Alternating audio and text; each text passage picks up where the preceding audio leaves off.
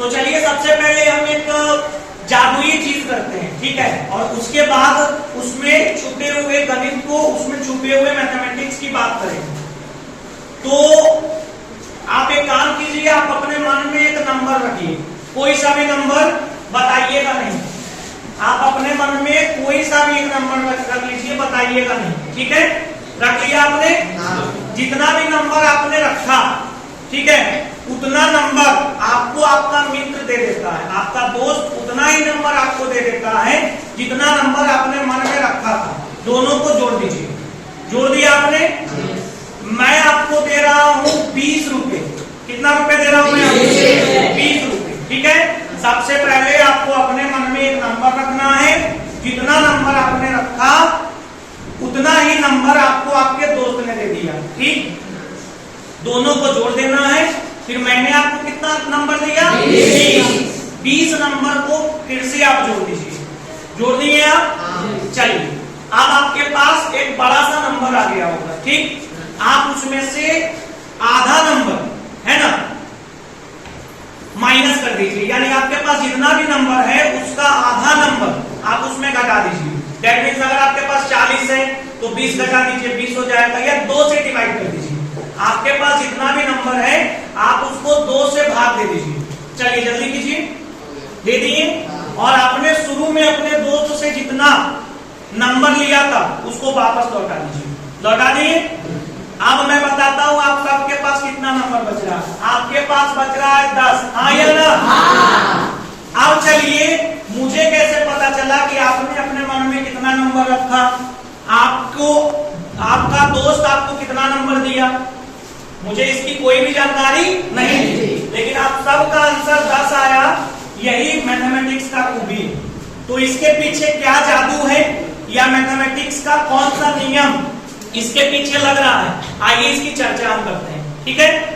तो जो नियम मैथमेटिक्स का इस जादू के या इस कैलकुलेशन के पीछे काम कर रहा है उसको बोलते हैं एक चर वाला रैखिक समीकरण। एक चर वाले रैखिक समीकरण के मदद से हमने ये एक्टिविटी या ये कैलकुलेशन किया। अब देखिए कैसे आपने संख्या रखा और कैसे मैंने उत्तर बताया। आपने अपने मन में कोई संख्या रखी होगी, हम उसको क्या मान लिए? उसके बाद आपने अपने दोस्त से जितना रखा उतना ही और ले लिया, तो कितना हो गया? x plus x, x plus मैंने आपको कितना नंबर दिया? 20। कितना दिया? 20। अब टोटल आपके पास कितना आ गया? 20 प्लस 2x, 20 प्लस 2x। इसके बाद मैंने आपसे क्या कहा था? मैंने आपसे कहा था कि आप इसको 2 से क्या कीजिए? डिवाइड कर दीजिए। 2 से जब हम इसको भाग देंगे तो यहाँ कितना बच जाएगा?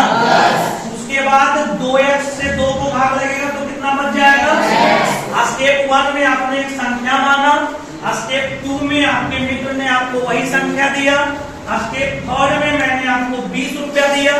टोटल जोड़ने के बाद आपका स्टेप 4 ये आया और आपने इसको 2 से क्या किया? भाग दिया। अब आपके पास ये नंबर आया था। मैंने कहा कि आपने अपने दोस्त से जितना संख्या लिया आप उसको घटा दीजिए, तो ये दोनों फिर से क्या हुआ? कट गया। आपके पास कितना बचा? 10। आप कुछ भी संख्या मानिए उससे कोई मतलब नहीं है, क्योंकि लास्ट में जाके ये संख्याएं आपस में क्या हो रही है? कट के खत्म हो रही है। एक चर था और एक चर ने एक चर को काट दिया, ठीक है। तो मैटर किस पे करता है? मेरा आंसर किसके अकॉर्डिंग डिसाइड होगा? 20 के अकॉर्डिंग, ठीक है।